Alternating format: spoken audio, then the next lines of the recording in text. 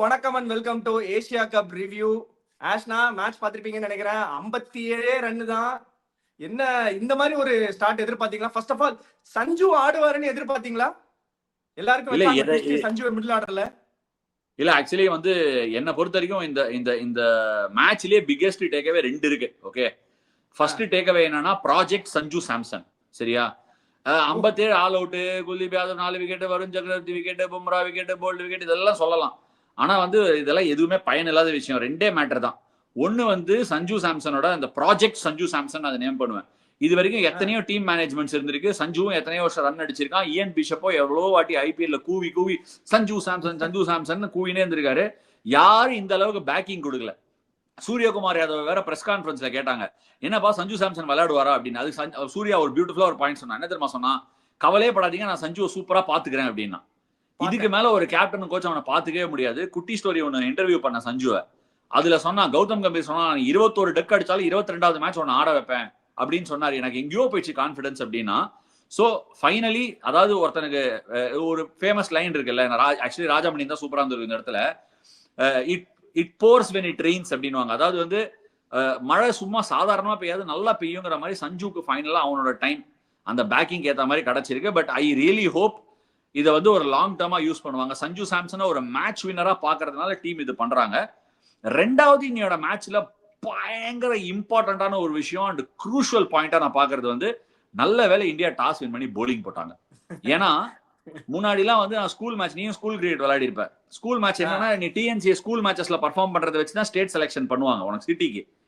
So அப்ப என்ன பண்ணணும்னா, நீ ஃபர்ஸ்ட் 2-3 ரவுண்ட்ல பர்ஃபார்ம் பண்ணிடணும். ஒருவேளை கொட்டிட்டேன்னா செலக்ஷன்ல ப்ராப்ளம் ஆயிடும்.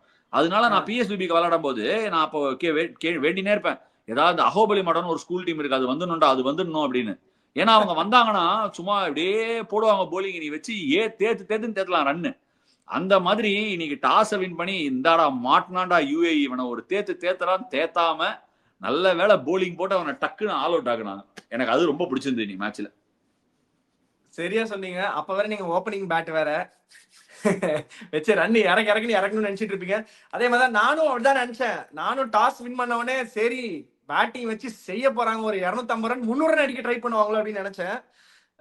பட் இன்ஃபேக்ட் டாஸ் பண்ணி போலிங் போடுறது ஃபர்ஸ்ட் 3 overs டீசென்டான அப்ரோச்னா. பும்ராவெல்லாம் கொஞ்சம் டீசென்டா நல்லா பாசிட்டிவாவே ஆடினாங்க. அது வந்து we have to give it to UAE. ரொம்ப ரொம்ப இன்எக்ஸ்பீரியன்ஸ் டீம். பட் பண்ண ஸ்டார்ட்டுக்கு வந்து ஐ திங்க் ஒரு 110-120 கிட்ட போவாங்களோன்னு எதிர்பார்த்தேன். ஆக்சுவலா யூஏக்கு வந்து டெஃபினட்டா கிரெடிட் கொடுக்கணும்னு நினைக்கிறேன். என்னன்னா, அந்த முதல் 3 ஓவர் அட்லீஸ்ட் இன்டென்ட் ரொம்ப பாசிட்டிவா இருந்தது. ஒரு பும்ரா ஆடுறோம், ஹர்திக் பாண்டியா ஆடுறோம்னு ரொம்ப பயந்து தொசுக்கெல்லாம் ட்ரை பண்ணல. அவங்க ஜஸ்ட் பேட்டை விட்டாங்க லிட்டரலி. ஆனா என்ன, 1 shot too many மாதிரி நிறைய ரொம்ப ஸ்பின். அதான் அப்கோர்ஸ் நீங்க சொல்ற மாதிரி எப்பவுமே இந்த ஸ்பின் ஆடுறதுக்கு கொஞ்சம் எக்ஸ்பீரியன்ஸ் தேவை. அண்ட் எஸ்பெஷலி T20ல வந்து ரொம்ப ரொம்ப கால்குலேட்டிவா ஆடணும் ஸ்பின்னர்ஸ். இவங்க வந்து நான் வந்து ரொம்ப கம்பேர் பண்ண விரும்பவே விரும்பல. இவங்க bowling versus UAE batting compare பண்ண விரும்பவே விரும்பல. But I was really surprise to see just ஒரே ஒரு மீடியம் பேஸ், அதாவது ஃப்ரண்ட் லைன் மீடியம் பேஸ் வெறும் பும்ராவோட மட்டும் தான் போயிருக்காங்க. ஸ்பின் ஹெவியா போயிருக்காங்க. சஞ்சய் மஞ்சுரேக்கர் கூட காமெண்ட்ரியில மென்ஷன் பண்ணினே இருந்தாரு, ஸ்பின் ஹெவியா போறாங்க, ஸ்பின் வெயிட் ஜாஸ்தியா இருக்கு இந்தியன் டீம்ல. அதுக்கப்புறம் 2 ஆல்ரவுண்டர் பேக் பண்ணி போறாங்க. எல்லாத்துக்கும் ஒரு ரீசன் இருக்கும் கேவி. இந்த மாதிரி விஷயம் பண்றதுக்கு பின்னாடிலாம் ஒரு ரீசன் இருக்கும். நான் என்ன நினைக்கிறேன்னா, ஃபர்ஸ்ட் நம்ம ஒரு ஹிஸ்டரி எடுத்து பார்க்கலாம். கௌதம் கம்பீர் வந்து அவர் டேக் ஓவர் பண்ணதுல இருந்து ஹர்ஷ்தீப் சிங் விளையாடவே இல்லை. சாம்பியன்ஸ் டிராஃபில கூட விக்கெட்ஸ் ட்ரையா இருந்தது. அவங்க 1 சீமர் லைட்டா போய் தான் விளையாடினாங்க. வேணும்னா ஹர்ஷ்தீப் சிங் விளையாடி இருக்கலாம். 2 விஷயம் கம்பீருக்கு பிடிச்சிருக்கு. ஒன்னு என்னன்னா, and of course Surya and Gambhir சேர்த்தே சொல்லலாம். இன்னொன்னு என்னன்னா, பேட்டிங் டெப்த். யூஏஇக்கு அகேன்ஸ்டா உனக்கு 8வதுல ஒரு பேட்ஸ்மேன் வேணுமா சிவம் டூபே போலிங் போட வச்சு? Definitely not. ஏன்னா இப்ப நான் ஹர்ஷ்தீப் சிங் இருந்தேன்னா ரொம்ப அப்செட்டா இருப்பேன். என்னங்க எல்லா இடத்துலயும் நல்லா பர்ஃபார்ம் பண்ணிருக்கேன், நம்பர் 1 T20 போலரா கூட இருந்திருக்கேன் கொஞ்ச நாள் முன்னாடி. வேர்ல்ட் கப்லயும் சூப்பரா பண்ணேன், அந்த ஜெயிக்கிற வேர்ல்ட் கப் டீம்ல நல்லா பர்ஃபார்ம் பண்ணிருக்கேன். கொஞ்சம் நான் அப்செட்டா தான் இருப்பேன். பட் இது ஒரு தீமா இருக்கும் நான் நினைக்கிறேன். நான் என்ன நினைக்கிறேன்னா, T20 வேர்ல்ட் கப் வரப்போகுது இந்தியால. அண்ட் கௌதம் கம்பீரோட ஹிஸ்டரி நம்ம எடுத்து பார்த்தோம்னா, KKRல இருக்கும்போது he loves his spinners. Okay, அதுல எந்த விதமான சந்தேகமும் இல்லை. It looks like is backing that route yet again. India வந்து என்னோட ஒப்பீனியன்ல அந்த மாதிரி ரூட் எடுத்து கொஞ்சம் ஸ்பின் ஹெவியா போய் ஸ்பின்னிங் விக்கெட்ஸ்ல விளையாட போறாங்கன்னா, அது என்ன பொறுத்த வரைக்கும் கொஞ்சம் டேஞ்சரான மேட்டர். இந்த பேட்டிங் லைனப் வச்சு நான் ஸ்பின் ஹெவியாலாம் போக மாட்டேன் என்ன பொறுத்த வரைக்கும். பட் விக்கெட் கொஞ்சம் திரும்புற மாதிரியும் போகாம அந்த எக்ஸ்ட்ரா சீமர் இந்தியால நீ ஆடிதான் ஆகணும். ரிமெம்பர், நைட்ல விளையாட போற. சோ இந்த காம்பினேஷன் ஒர்க் ஆகாது. நீ வந்து அந்த எக்ஸ்ட்ரா ஃபாஸ்ட் பவுலர் ஆடியே தான் ஆகணும். அதை ஆடணுங்கிறதுக்காக தொப்பியை வந்து நீ குல்தீப் மேலேயோ இல்ல வருண் மேலேயோ போடக்கூடாது. அந்த தொப்பியை தம்பி நீ வெளில உட்காரு அப்படின்னு போடக்கூடாது. நீ உனக்கு வேற வழியே கிடையாது. உனக்கு அபிஷேக் சர்மா போலிங் போடுறான். So you have to sacrifice somewhere to play that extra bowler. bowlers always win you championships. இந்த மாதிரி யூஏஇ மாதிரி இந்த மாதிரி ஒரு மேட்ச் டேம் ஸ்குவிட் கிரௌடே இல்ல. இன்ஃபேக்ட் விமல் சொன்னாரு என்கிட்ட, ஹிந்தி சேனல்ல கூட சொன்னாரு, இந்தியன் டீம் பஸ் வந்தபோது கிரவுண்ட்லயே 2 பேர் தான் இருந்தாங்களா. 2 பேரு 8 காக்கா இருந்துச்சான். இனிமே இந்த மாதிரி யூஏஇக்கு அகேன்ஸ்டா இல்ல, பட் அவங்க வந்து இந்த லெவலுக்கு ரெடி ஆகாம அவங்களை ஆட வச்சானா கான்பிடன்ஸ் பயங்கரமா டேம்பன் ஆகும் மச்சி. ஒரு மிஸ்டேக் ஒன்னு பண்ணியிருந்த போன ஷோல அலிஷன் ஷராஃபு சொல்லியிருந்தேன். அவன் தான் நல்ல பிளேயர், அவன் தான் நல்லா ஸ்டார்ட் பண்ணான். இன்னைக்கும் அவன் வந்து மும்பை எமிரேட்ஸ் விளையாடல, he played for Knight Riders, ADK Abu Dhabi Knight Riders. அந்த ஒரு மிஸ்டேக் மட்டும் பண்ணிட்டேன். Okay okay. இன்னொரு முக்கியமான விஷயம் என்னன்னா, project Sanju Samson okay, but project Sanju Samson number 5 விளையாட வைக்க போறாங்க. ஏன்னா சஞ்சு சாம்சன் நம்பர் 5 விளையாடின ஒரே இடம் வந்து கொச்சி ப்ளூ டைகர்ஸ்க்கு தான், கேரளா பிரீமியர் லீக்ல. அங்க விளையாடி இருக்காரு இப்ப ரீசெண்டா. மேபி மேனேஜ்மெண்ட் சொல்லிருக்கலாம் உனக்கு கீழே விளையாட வைக்க போறோம், அங்க ஆடி பிராக்டிஸ் பண்ணிட்டு. மத்தபடி எல்லாமே all is runs and performances have come in the top 3. RR கூட 3 தான் விளையாடி இருக்காரு. ஓப்பனிங்கே இந்தியன் டீம்ல தான் அந்த அவதாரே வந்திருக்கு. ஸோ சஞ்சுக்கு வந்து அந்த ரோல் வந்து கொஞ்சம் இன்ட்ரெஸ்டிங்கான ரோலா இருந்திருக்கும். அந்த ரோலை இவங்க எப்படி வியூ பண்ண போறாங்க, எவ்வளவு நேரம் அந்த ரோல்ல பேக் பண்ணுவாங்கிறது கொஞ்சம் இன்ட்ரெஸ்டிங்கா இருக்கும் பாக்குறதுக்கு. இல்ல இப்ப இனிமே சஞ்சு ஆட வைக்கிறாங்க. நான் என்ன கேக்குறேன், அபிஷேக் சர்மா சஞ்சு சாம்சன் ஓபன் பண்ணிட்டு Gill at number 3, SKY at number 4, அதுக்கப்புறம் திலக் ஹர்திக் இப்படி போக முடியாதா? அக்சர் திலக் ஹர்திக் வேண்டாம், அக்சரை ப்ரமோட் பண்ணிட்டு அந்த மாதிரி. என்ன ப்ராப்ளம்னா, சஞ்சு சாம்சன் வந்து ஒரு high quality spin hitter. Okay, எனக்கு தெரிஞ்சு one of the best spin hitters இந்த country, alongside maybe Shivam Dube. Shivam டூபேயோட கூட ரேஞ்ச் ஜாஸ்தி சஞ்சு. பேக் ஃபுட்லயும் அடிப்பான், ஃப்ரண்ட்லயும் அடிப்பான், எக்ஸ்ட்ரா கவர்ல இருந்து கவு கார்னர் வரைக்கும் அடிப்பான். ஸோ சஞ்சுக்கு நல்ல ரேஞ்ச் இருக்கு ஸ்பின் ஹிட்டிங்க்கு. ஸோ நீ வந்து என்ன ஒரே ஒரு ப்ராப்ளம்னா, சஞ்சுவை நீ 3ல ஆட வைக்கலாம். கில்லு 3ல எல்லாம் ஆடினதே கிடையாது. ஸோ இது வரைக்கும் ஆடினதே கிடையாது. சஞ்சுவாது 3ல ஆடி இருக்கான். ஸோ அந்த அது ட்ரை பண்றது யோசிக்கிறதே வேஸ்ட். உனக்கு பினிஷர் வேணும்னா I think it's straight toss. Number 5ல ஆட போறேன்னா சஞ்சு / ஜிதேஷ். எனக்கு என்ன சந்தோஷமா இருக்குன்னா, சஞ்சுவை பேக் பண்ணிருக்காங்க, கடைசியா ஒருத்தர் பேக் பண்ணி ஆட வச்சிருக்காங்க.